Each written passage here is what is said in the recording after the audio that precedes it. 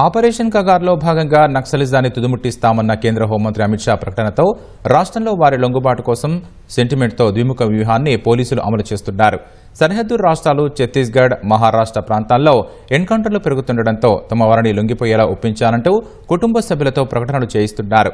బంధుత్వాన్ని దూరం చేసుకుని అడవుల్లోకి వెళ్లడంతో తల్లిదండ్రులు దిక్కుమొక్కు లేకుండా గడుపుతున్నారని చెబుతూనే పోరు కన్నా ఊరుమిన్న నినాదంతో విస్తృత ప్రచారం చేపడుతున్నారు. రాష్ట్ర సరిహద్దులోని మహారాష్ట్ర, ఛత్తీస్గఢ్, ఒడిశా ప్రాంతాల్లో ఎన్కౌంటర్లలో భారీగా నక్సల్స్ ప్రాణాలు కోల్పోవడంతో వారిపై ఒత్తిడి పెరుగుతోంది. ఈ తరుణంలో రాష్ట్ర పోలీసులు సైతం యూజీ క్యాడర్లో ఉన్న వారిని రప్పించేందుకు ప్రయత్నాలు చేస్తున్నారు. ప్రధానంగా పెద్దపల్లి పోలీస్ కమిషనరేట్తో పాటు రాజన్న సిరిసిల్ల జిల్లాలో ఇంకా కొందరు మావోయిస్టు ఉద్యమంలోనే కొనసాగుతున్నారు. వచ్చే నెల మార్చి 31 నాటికి దేశంలో నక్సలిజాన్ని నిర్మూలిస్తామని కేంద్ర హోంశాఖ మంత్రి అమిత్ షా తేల్చి చెప్పారు. ఈ క్రమంలో రాష్ట్ర సరిహద్దుల్లోకి చొరబడకుండానే వారు లొంగిపోయేలా పోలీసులు ప్రయత్నాలు చేస్తున్నారు.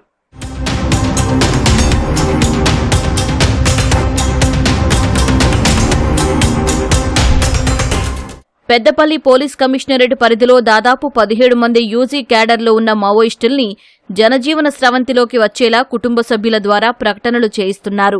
యూజీ క్యాడర్లో ఉన్న మావోయిస్టు దంపతులైన జాడి పుష్ప, జాడి వెంకటి మావోయిస్టు దంపతులు 1999లో వీరు అజ్ఞాతంలోకి వెళ్లారు. వనం వీడి జనంలోకి వచ్చేలా చూడాలని తల్లి మల్లమ్మ, అన్న గంగారాంలను పోలీసులు కోరారు. ఈ క్రమంలో గతంలో అవలంబించిన విధానాలు పక్కనపెట్టి పోలీసులు స్వయంగా వారిళ్లకు వెళ్లి జనజీవన స్రవంతిలోకి రావాలని ఆహ్వానిస్తున్నారు. ఉద్యమంలో భాగంగా తల్లిదండ్రులు, భార్య, పిల్లలను వదిలి అడవుల్లోకి వెళ్లినప్పుడు కుటుంబీకులు పడుతున్న బాధేమిటో వివరించేలా చేస్తున్నారు. మాకెవరు లేకుండా పోయి ఇళ్ళ అవతల పడ్డలు రావాలి, భార్య భర్తలు రావాలి, కోరుకుంటున్నాము. ఎక్కడున్నా ఏడున్నా రావాలి అంటున్నాము, మొక్కుతున్నాము. మా కళ్ళకు మీరు కనిపిస్తలే వెళ్ళిపోయిన పోకట. ఇంతమంది పోయినా కానీ మీరు కళ్ళతో చూస్తలేదు, అత్తలేదు. మమ్మల ఎక్కడున్నా రావాలి మీరిద్దరు. మా పరిస్థితి గిట్లున్నది, మా పరిస్థితిని కింద కళ్ళతో చూస్తలేదు. మా కోస గిట్లున్నా కానీ మీ ఒక్కరోజు వచ్చి మళ్ళీ కళ్ళతో చూస్తలేదు. మమ్మల పోయిన ఇంట్లోకి వెళ్ళిన ఎల్లుడు మా కళ్ళకు మీరు కనిపిస్తలేదు. ఎక్కడున్నా కానీ రండి, ఇద్దరు రండి. నక్సల్ బాట పట్టిన వారి కుటుంబ సభ్యుల ఆరోగ్య పరిస్థితిపై ఆరా తీసిన సిపి ఏవైనా ఆరోగ్య సమస్యలు ఏర్పడితే వైద్య చికిత్సలు అందించేందుకు ప్రభుత్వం సిద్ధంగా ఉందని తెలిపారు. ఎన్నో ఏళ్లుగా అజ్ఞాతంలోకి వెళ్లి మావోయిస్టు పార్టీలో పనిచేసి సాధించిందేమీ లేదని హితబోధ చేస్తున్నారు. ఇటీవల జరిగిన పోలీసుల ఎదురుకాల్పుల్లో మావోయిస్టులు పెద్ద ఎత్తున హతమయ్యారని కుటుంబ సభ్యులకు వివరిస్తున్నారు. దశాబ్దాలుగా ఉద్యమంలోకి వెళ్లిన నాటి నుంచి కుటుంబ సభ్యులు అనాథలుగా మారే పరిస్థితి ఏర్పడిందని గుర్తు చేస్తున్నారు. కమిషనరేట్ పరిధిలోని 17 మంది మావోయిస్టులు వీలైనంత త్వరగా జనజీవన స్రవంతిలోకి రావాలని కోరుతున్నారు. వీరు జాడి పుష్ప గారి యొక్క పేరెంట్స్.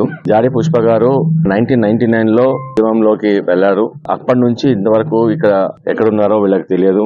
అందుకనే మాకు ఎక్స్ప్రెస్ చేశారు. ఆమె ఇద్దరు భార్యాభర్తలు మాకు వస్తే మా ముఖంగా అడవిలో నుంచి జనజీవన స్రవంతిలోకి రావాలని కోరుకుంటాము. టోటల్ కమిషనరేట్ లో చూస్తే వీళ్ళందరూ కలిసి మొత్తం టోటల్ గా 17 మంది ఉన్నారు. అందరికీ మేము రిక్వెస్ట్ చేస్తున్నాము, మీరు వచ్చేసి జనజీవన స్రవంతిలోకి కలవాలని కోరుకుంటున్నాము. మీ ఫ్యామిలీలతో ఈనాటి కావాలని కోరుకుంటున్నాము. గవర్నమెంట్ నుంచి ఏ బెనిఫిట్స్ వచ్చినా మేము దగ్గరుండి చేసి మీరు సరెండర్ అవ్వాలని కోరుకుంటున్నాము. మీరు ఎవరి ద్వారానే రావచ్చు.